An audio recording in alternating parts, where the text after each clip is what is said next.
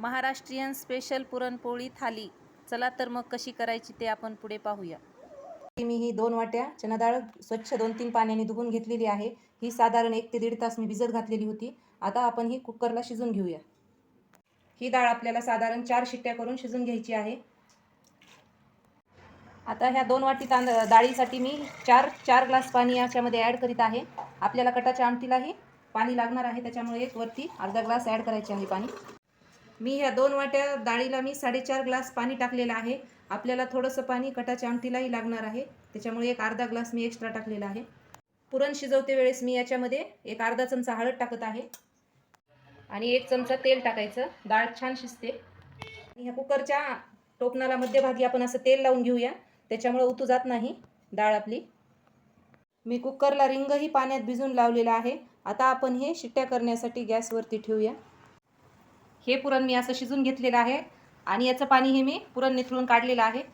आता आपण हे पुरण व्यवस्थित असं गरम करून घेऊया कढईमध्ये टाकून. 1.5 वाटी मी डाळ घेतलेली आहे पुरण शिजवण्यासाठी, त्याच्यामुळे आता 1.5 वाटीच साखर टाकायची आहे आपल्याला. मी हे पुरण गरम करते वेळेस त्याच्यामध्ये 2 चमचे तूप, 4-5 विलायची आणि 1 तुकडा सुंठचा कुटून टाकत आहे. तुमच्याकडे जर जायफळ असेल तर तुम्ही जायफळही टाकू शकता. पुरणाला टेस्ट छान येते याच्यामुळं. आणि हे एकजीव करून घेऊया. साठी तयार झालेला आहे, हे तुम्ही पाहू शकता. याला कटाच्या आमटी करायला सुरुवात करूया. त्यासाठी मी उभा चिरलेला कांदा हा तेलामध्ये परतून घेणार आहे. ह्या कांद्याचा कलर थोडा काळसर येईपर्यंत आपल्याला परतून घ्यायचा आहे. हे जर कांदा चुलीत जर भाजला तर आमटीला चव फार छान येते. हा कांदा असा भाजून घ्यायचा आहे, याच्यामुळे आमटीला कलर फार छान येतो. आता हे कांदा छान भाजला आहे, त्याच्यामुळे आता आपण याच्यामध्ये अर्धी वाटी किसलेलं खोबरं घालून घेऊया आणि परतून घेऊया. खोबरं याच्यासाठी शेवटी घालायचं आहे की खोबरं पटकन भाजल्या जातं, म्हणून स्टार्टिंगला टाकायचं नाही, शेवटी ॲड करायचं आहे. या मसाल्यामध्ये मी चवीपुरतं मीठ टाकत आहे. हे वाटण जास्ती बारीक वाटून घ्यायचं नाही, मीडियमच वाटून घ्यायचं आहे. हे वाटते वेळेस मी 1-2 चमचे पाणी टाकून हे वाटण मी वाटून घेतलेलं आहे. कटाची आमटी करायला आपण सुरुवात करूया. मी 2 पळ्या तेल टाकलेलं आहे, त्यामध्ये मोहरी चांगली अशी तडतडू द्यायची. त्यानंतर मी टोमॅटो सोडत आहे. ऑप्शनल आहे टोमॅटो, तुम्हाला जर आवडत असेल तर टाकू शकता, नाही तर तुम्ही चिंचेचा कोळही वापरला तरी चालतो. मी ह्या कटाच्या आमटीमध्ये कढीपत्ताही ॲड केलेला आहे टोमॅटो सोबत. आणि हे चिमूटभर मी हिंग टाकत आहे. हिंग हा टोमॅटो ते परतून घेते वेळेसच ॲड करायचा, वरतून नाही टाकायचा. आता हे आपण मिक्सर वाटण काढलेलं ते टाकून घेऊया. थोडीशी कोथिंबीर. आता ह्या खोबरं आणि कांद्याची प्युरी जी काढली होती त्याला चांगलं तेल सुटेपर्यंत आपण याला परतून घेऊया. आता याच्यामध्ये आपण अर्धा चमचा जिरेपूड आणि अर्धा चमचा धनेपूड टाकून घेऊया. ह्या कटाच्या आमटीला तेल थोडं जास्तीच लागतं. 2 चमचे मी घरी वाटलेला हा काळा मसाला आहे तो ॲड करीत आहे आणि 1 चमचा लाल तिखट.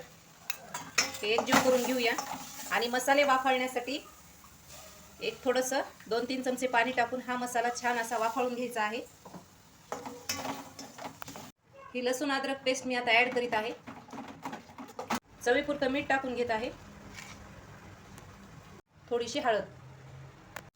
हे सारण आपण छान असं परतून घेतलेलं आहे, त्याला किती छान तेल सुटलेलं आहे ते तुम्ही पाहू शकता. आता आपण डाळीतून निथळून घेतलेलं पाणी आता ह्याच्यामध्ये कटाची आमटी तयार करून घेणार आहोत. ही कटाची आमटी आता तयार झालेली आहे. तळून घेऊया. त्यासाठी मी हे 2 पापड टाकून तेलामध्ये तळून घेत आहे. त्यानंतर आपण भजी करून घेणार आहोत. हे उडदाचा पापड मी तळून घेतलेला आहे. ह्या मी तांदळाच्या पट्ट्या तळून घेत आहे. केलेले तांदळाचे पापड तळून घेत आहे. आता भजी करून घेणार आहे मी. हा व्हिडिओ थोडा मोठा आहे, नक्की पहा आणि आवडला तर लाईक करा माझ्या व्हिडिओला. चॅनलला सबस्क्राईब नक्की करा. ही कांदा भजी तळून तयार झालेली आहेत. चला तर मग आता आपण कणिक मळायला सुरुवात करूया पुरणपोळी तयार करण्यासाठी. सर्वात प्रथम मी आता 3 वाट्या पीठ घेत आहे गव्हाचं. त्याच्यामध्ये आपल्याला एक इन्ग्रेडियंट मिक्स करायचं आहे आपली पोळी फुटू नये याच्यासाठी, ते म्हणजे मी 1 वाटी मैदा ॲड करणार आहे या पिठामध्ये. हे मैदा मी चाळून टाकत आहे. 3 वाट्या गव्हाच्या पिठाला 1 वाटी मैदा ॲड करायचा, त्याच्यामुळे पोळी खूप लुसलुशीत होते. चवीपुरतं मीठ टाकूया या कणकीमध्ये आता आपण. अर्धी पळी मी तेल टाकत आहे. इकडे मी भात शिजायला ठेवलेला आहे, तोपर्यंत आपण इकडं कणिक मळून घेऊया. कणिक ही स्टार्टिंगला जास्ती पातळ बनवायची नाही, मीडियम अशीच मळून घ्यायची आणि पोळ्या करते वेळेस ही कणिक पातळ बनवून घेऊया. 1 चमचाभर तेल टाकून आपण ही कणिक आता मऊ करून घेऊया. कणिक जितकी मऊ तेवढी पोळी पुरणाची लुसलुशीत होते. कणिक मी अशी मळून घेतलेली आहे. एक 10 ते 15 मिनिट आपण ही कणिक अशीच ठेवूया आणि नंतर पोळ्या करायला सुरुवात करूया पुरणाच्या. हे असा छोटासा गोळा घेऊया आपण. तो असा गोल करायचा, त्याला असं पीठ लावून घेऊया आणि मोदकाची पारी कशी करतो तशी करून घ्यायची. त्याच्यामध्ये हे पुरणाचा गोळा टाकूया आणि ह्याच्या पूर्ण बाजू बंद करून घ्यायच्या. हे अशा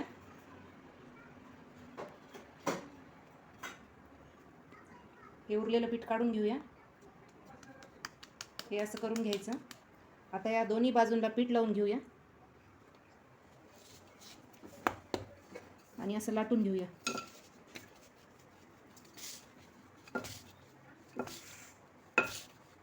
इकडं मी तवा गरम करायला ठेवलेला आहे. ही अशी लाटून घ्यायची.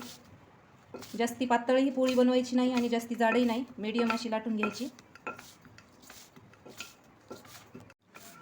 ही अशी मी पोळी लाटून घेतलेली आहे. ही पाहू शकता. तवा आपला गरम झालेला आहे.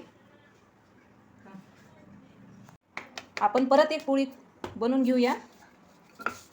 ही अशी लाटून घेऊया पोळी आपण ही पुरणाची. पीठ चांगलं भिजलं की पोळी ही आपली छान अशी तयार होते. कधीही पुरणाची पोळी करते वेळेस पीठ हे 10 ते 15 मिनिट भिजू द्यायचं आणि नंतरच पोळी पुरणाची करायला घ्यायची. पोळी मऊ आणि लुसलुशीत होते. ती थोडंसं तेल टाकून घेतलेलं आहे. गॅसची फ्लेम ही मोठीच ठेवायची, पोळी छान भाजते. ही पोळी आता पलटून घेऊया. ही पोळी किती छान फुगलेली आहे. आता ह्या पोळीवरती आपण तूप टाकून घेऊया आणि पलटी करून भाजून घेऊया.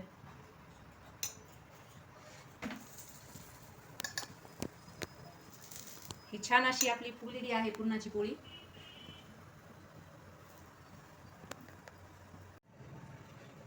ही पोळी आपली पहिल्या पोळीसारखीच किती छान फुगली आहे हे तुम्ही पाहू शकता.